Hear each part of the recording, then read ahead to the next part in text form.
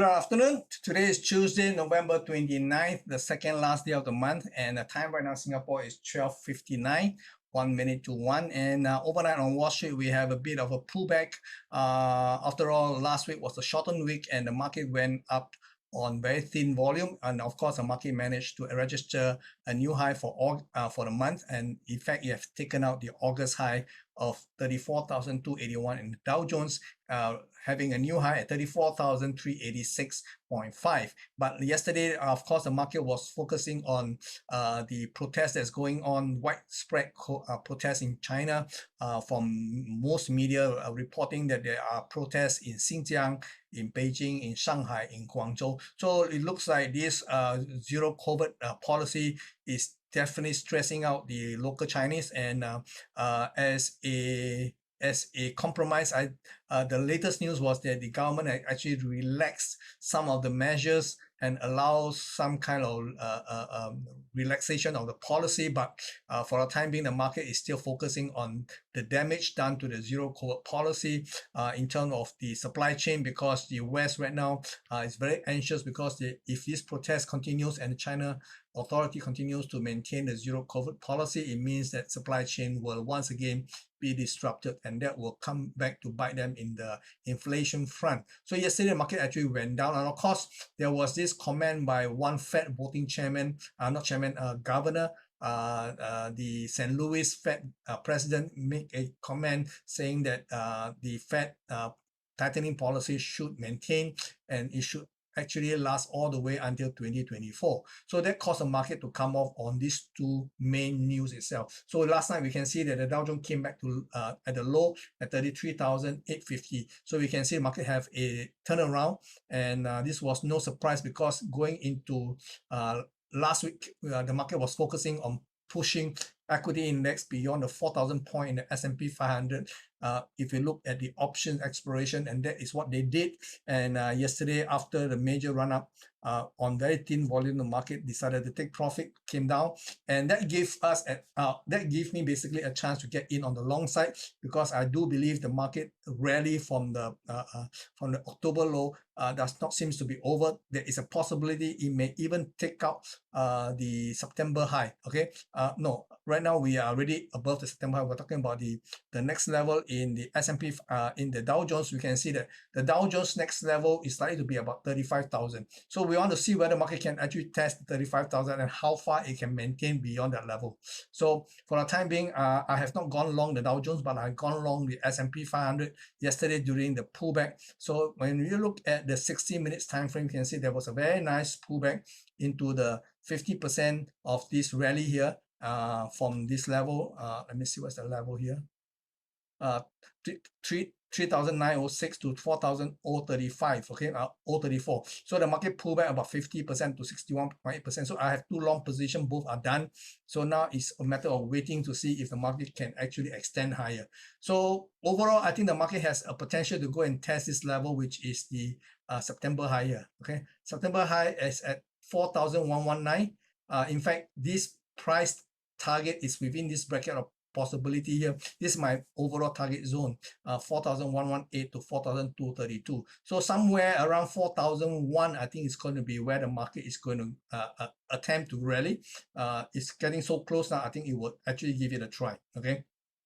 Now remember, we still have 2 trading days to go before the end of November. So I think the market is definitely geared up to see if it can push the boundary a little bit further. Okay. Over the Nasdaq, yesterday drop in the pullback in the US equity was a little bit more pronounced in the Nasdaq 100, and that leaves the technical outlook vulnerable. There's a possibility market may continue to extend lower going into today's trading, and maybe to test the 11,130 11,350 levels to 11,200 levels. So there's a possibility this bracket of prices may be come back to be tested. If the market can hold out here, well and good. You know, we will have to see what the market was going to tell us going forward.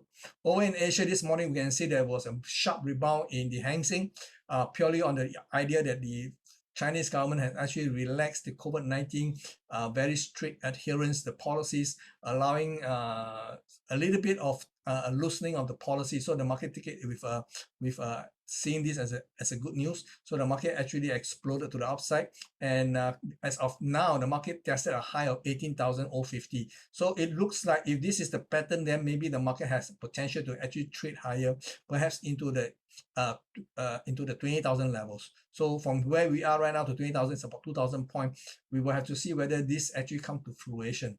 Over in the Shanghai Composite Index, the market has already taken out last Wednesday high, okay, and now the market is at an all-time new high for the month at 3,146. Again, this market, if you look from the daily time frame perspective, it does not look complete, and all the while I've been calling for a possibility of a rally extending to 3,226 to 3,281. So this remains a possibility now that the market has taken up last week's high. There is every possibility this potential rally that we see this today may be able to extend a bit higher. So we have to watch for this possibility here.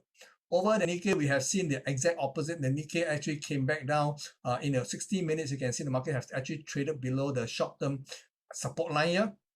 Now, while this is not necessarily critical, but it is the first time it has actually traded below this imaginary support line for the first time this month. We will have to see whether the market can get back into this line above into the support and resistance line. We will have to watch. In the meantime, if you cannot, then of course, the possibility is that this market rebound is possibly over at 28,500. Over in the dollar itself, we can see the dollar versus the yen has also continued to trade lower last night to a low of 137.50. Okay, unfortunately, my short position after this drop, the market rebound quite sharply. I close up my long position and just stay aside. Of course, late this morning, we can see that there's a reversal here. So we're not sure whether this has any implication. If it does, then maybe the market will continue to edge lower to my target of 136.40 levels.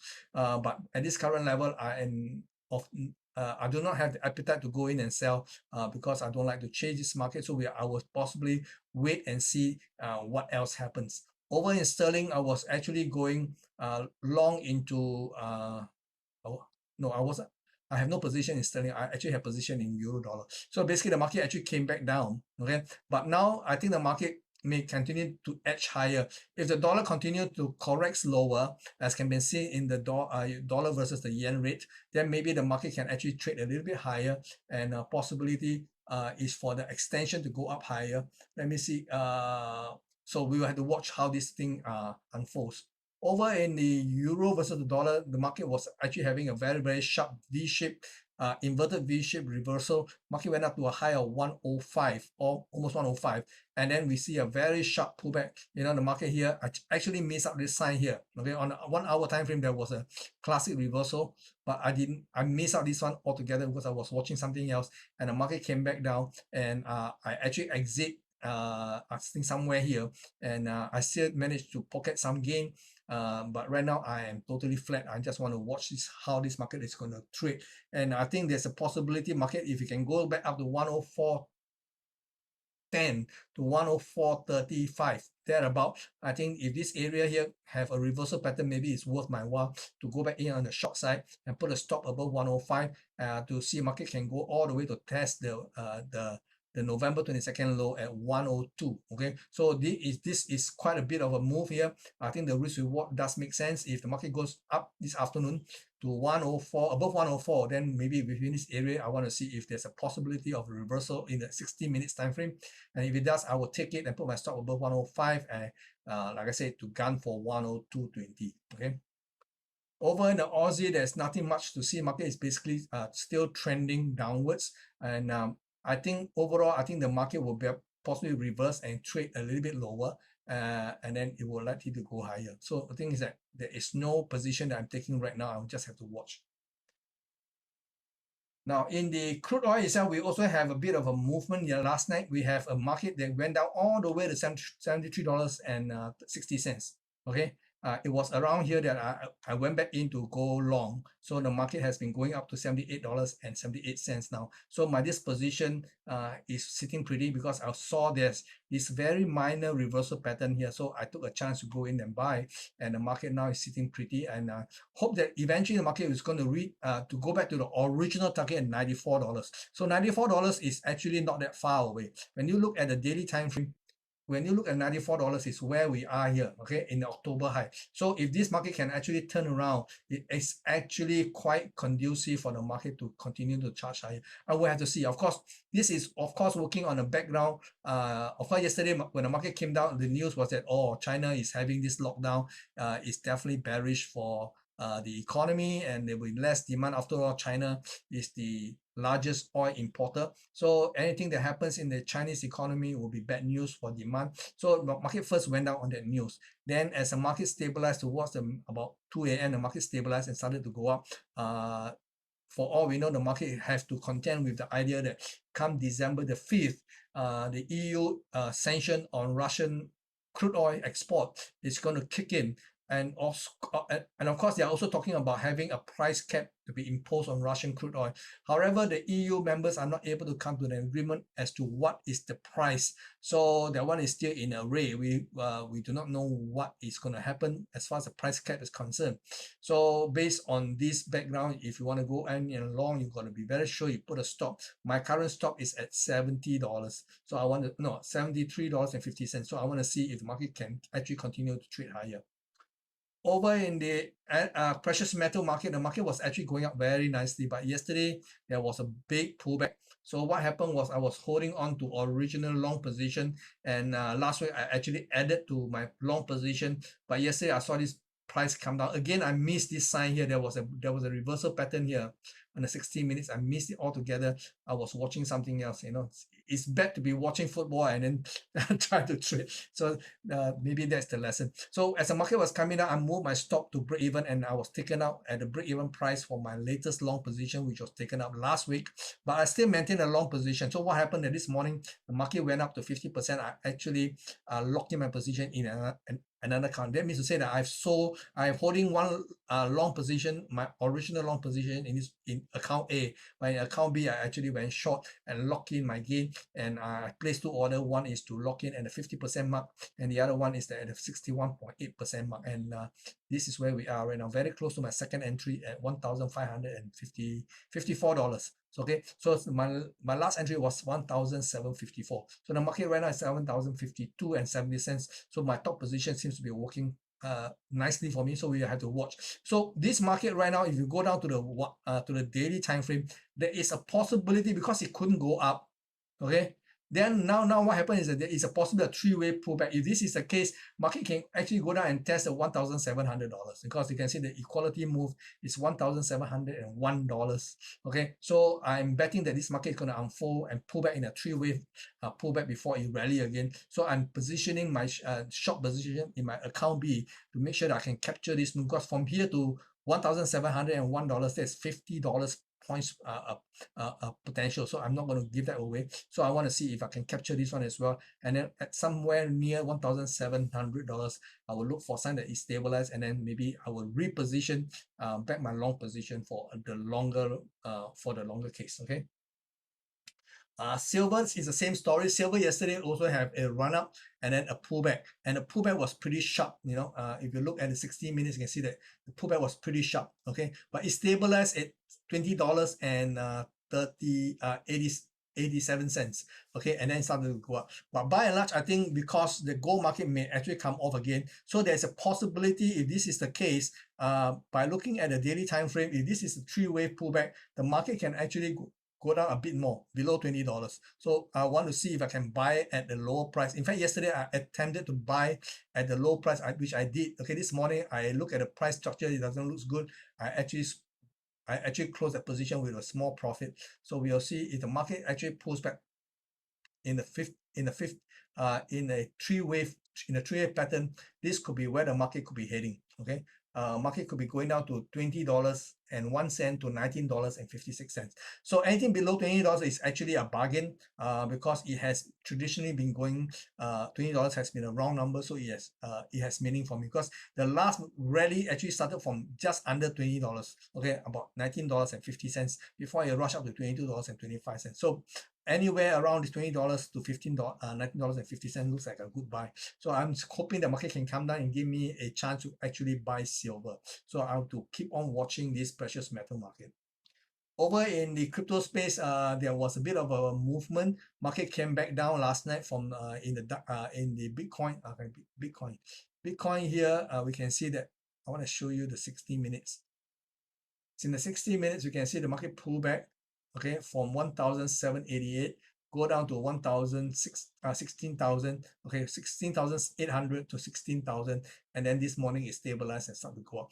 I was originally holding on the long position in Ethereum, but yesterday's sharp drop actually kicked me out because I moved my stop to break even. I did not lose money, but I also did not manage to hold on to my long position. So this morning the market rebounded. I had no more position, but by and large it was a pun saying that the market may actually bottom in the short term. And if Bitcoin has already bottomed at around 15,479, then there's a possibility this three-wave rebound may bring Bitcoin back to 17,300 to 17,700 levels. Okay, this is going to be the bracket of interest for me. Ethereum, like I said, I managed to go long late last week, and then I was not able to hang on to my position because I got in late. I missed this initial run up, and I only bought somewhere around here, and I moved my price to break even as the market hit a new high for the month. Not the high for this week is at 1,231, and yesterday market when it came back down took me out on my stop, and now I'm flat. Market now is at 1,209 thereabout. Ripple also have a big wide move here from almost 35 cents, move up to almost 42 cents, come back to 37 cents. Now it's on the way up, but we will have to see where the market is going to hit. Possibly, like I said, it's a little bit muddled right now. I have no firm view as to where the market is heading. Binance Coin seems to be the firmest. If you got a chance to buy Binance Coin, I think Binance Coin is the firmest so far because the market did not drop back too much, okay, and the market looks to be a lot firmer compared to the other tokens. This is all I have for you for the time being. There's not much happening in the crypto space for now. Of course, the latest news is BlockFi has already filed for Chapter 11. So the fallout from the FTX is still reverberating through the crypto space. And this is definitely a negative going forward. So we have to take that into consideration. Okay, guys, I'll see you guys tomorrow. And for time now, bye-bye.